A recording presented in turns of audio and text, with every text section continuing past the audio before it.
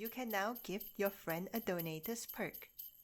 With a donator's perk, your friend's slime can change its skin, battle automatically without your involvement, explore without needing to click explore, and more.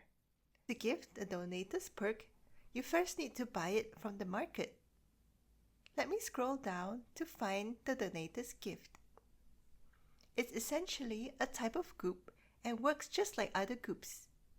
Your slime needs to chomp it to activate the perk. The market uses a different currency.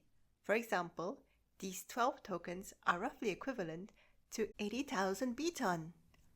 The price will fluctuate depending on the beton price.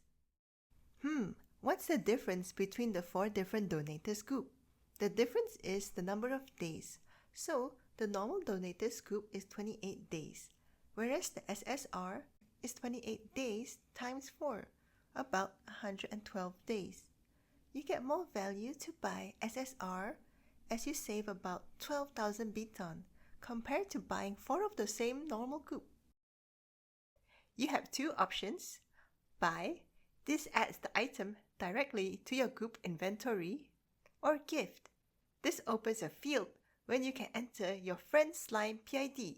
This item will be sent straight to the inventory. Next, get your friend's slime bank address or PID, principal ID. You can screenshot this to give to your friend. Once you get your friend to give you their principal ID, now you can add your friend's PID and hit send. So quick and easy compared to having to trade it. From your friend's point of view, you can see that it's an NFT in the inventory.